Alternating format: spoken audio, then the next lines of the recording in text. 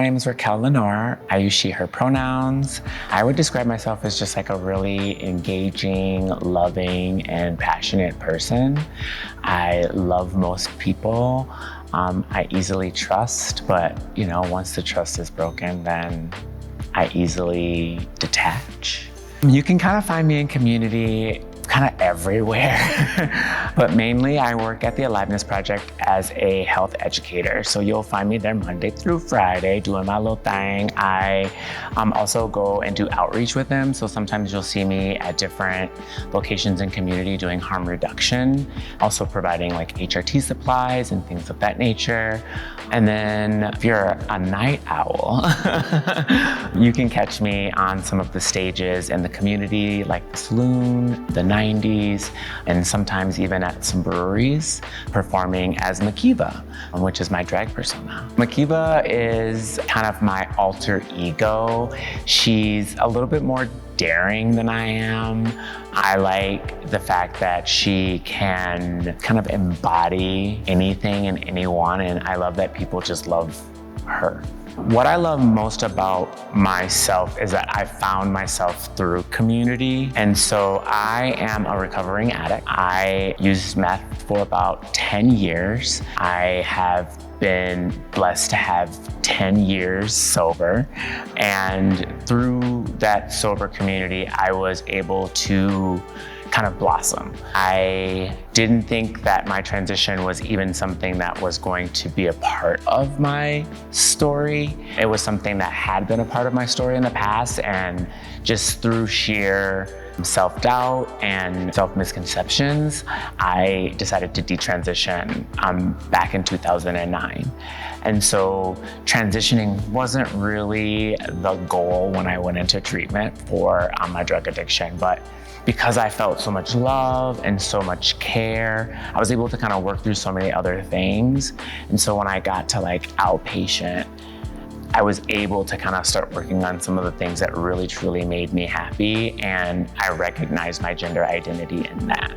And through that, I met amazing elder trans people that kind of guided me on my way, and it kind of just blossomed from there, and I've just really immersed myself in that. And so that's what I think why I love community so much. I think that's why when I look at a job now, it's not about like, the money or anything like that. It's really about like how much time do I get to spend with my community.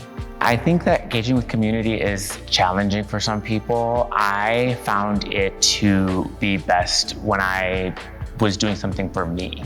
So what I would encourage anyone that's looking for community is find that thing that's for you. And when you are really immersing yourself in whatever it is, if it's a talent, if it's a hobby, if it's a skill, if it's whatever it is that really is like, oh yeah, I see myself in that. I think it's important to then really try to figure out how to immerse yourself in there, because then that's when you will kind of find your community and find people that are more like-minded. I think sometimes we're forced into communities and we're not necessarily having the same thought process or connection, and then we don't feel like we have community, when ultimately really it's just finding the right community for us.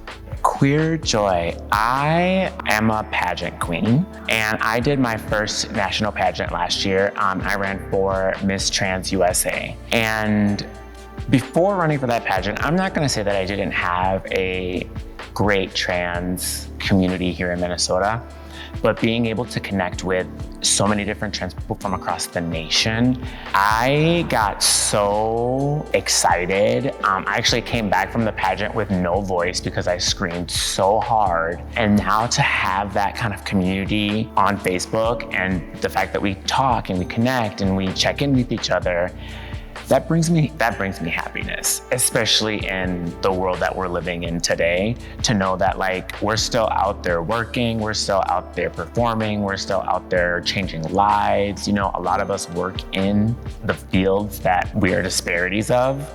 And so to still see us doing those things, it just brings me really, really good happiness, good feels. So I'm gonna be really candid here. I'm not a political human being at all. But what I would say is, I have so many people in my life that are, and I think that when I think about the world that we're living in today, I am so proud of our younger generation. I feel like as an older queer person, I wouldn't say that we're set in our ways, but we're pretty comfortable, right? And I don't think that if it wasn't for our younger trans kiddos that were like, nah, none of what is happening is okay and we need to fight for what's right, I don't think that we would be where we are, or don't think that we would have as much conviction behind us, especially our non-binary siblings. I feel like their movement is such a important piece of this puzzle, simply because I think they're the ones that are actually being attacked the most, even though the whole umbrella is of itself being attacked. But I feel like when I really think about like my siblings, I feel like they're the ones that are fighting the hardest right now. When it really boils down to it, like, how am I going to have a political stance with the platform that I have? I think it's really just me being authentic and saying like, this is what really matters, right? People having rights really matter. So for me, I felt like I've always been able to have the freedom expression. I think for me, it's just being able to get up and go, right? I had my little phase of, wanting to look like the stereotypical whatever that cisgender woman looked like. But as I kind of grew and learned and loved, I felt like freedom of expression was just kind of doing what I wanted to do. I learned a lot of that from, again, my young folks in my life, that they just kind of are. They give no Fs, right? And so I really take from them in that, So for me, liberation and freedom of expression just means doing what I want when I feel I want to, as long as it's not hurting anybody else or myself, that means that I'm free, So support for me looks like having people to talk to. I don't have a large net. I think that when people think of me, they would think that I have a large net of people that I connect with on a regular basis and I spend my time with, and that would be a very falsified judgment or thought. I have a very small net. It's my partner and a few good friends, and support to me looks like just making sure that they're always around. I don't have a blood family. I feel like that's a storyline for most of my Alphabet Mafia family. And so my chosen family is super, super important to me, and knowing that they support me in every kind of through line that I've had in my life, I think is really important. So support just means showing up.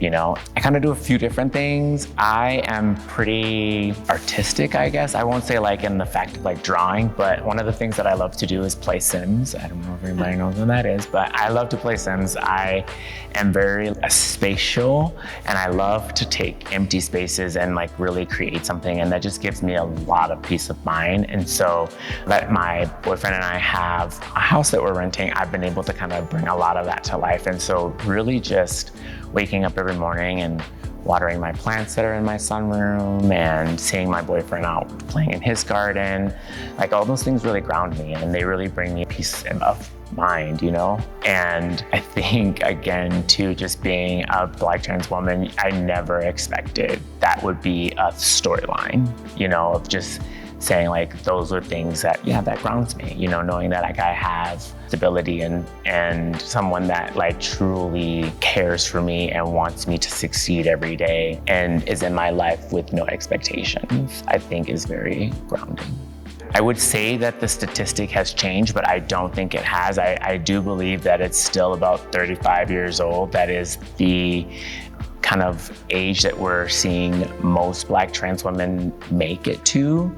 And so to have connections with other Black trans women that are my age or older has been really rewarding, because I didn't, for a long time, it was scary to think that 35's coming, girl, and like, where are you at in your life? And at 35, I was doing some things that I thought were really amazing. And they were, I was married and things were looking golden. And then, you kind of have those kind of realistic things happen. You get divorced, you move out. And so I feel like I've had like the quintessential cisgendered, experience when it comes to some of those life experiences. But again, I never saw those as storylines. And I think that it is so powerful to be able to share that story with young Black trans women as they are coming up and saying that, like, hey, it doesn't have to be this way. It can be, another way. And also just trying to create opportunities. I think that's another thing that I would want to see more in the world, is creating opportunities, not only for Black trans women, but just for like POC trans people across the board. I feel like they are forgotten a lot when it comes to being taken care of. Yeah, I would say find a family if possible. If not, like definitely find an auntie or just some older person that you really look up to and kind of attach yourself to them. I think that it's really challenging to come up in the world alone and find community. I know that's also challenging too. One of the communities that I love to kind of promote here in Minneapolis is Vogue Down. Vogue Down is amazing. They provide great community for Black queer kids, and they, it's a good opportunity for them to, find family in that as well, to be surrounded by like-minded humans. But I would say, yeah, find something that you love and that you enjoy doing and immerse yourself in that, and you'll be able to find community within that activity. I think queer people need to hold on to their power.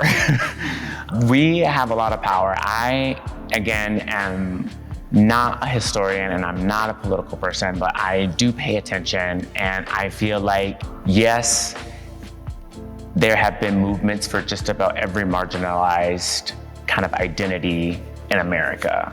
And it's like, for me, it's our turn, right? It's our turn to be under the microscope, but I also think that it's our turn to show them how powerful we are. Just like we had when they did ACT UP, we need that same kind of movement and push right now, because to be erased is crazy, right? To say that somebody doesn't exist or somebody shouldn't have rights is insane right now. And so I think that to have our allyship is just as extremely important as to keep our own power.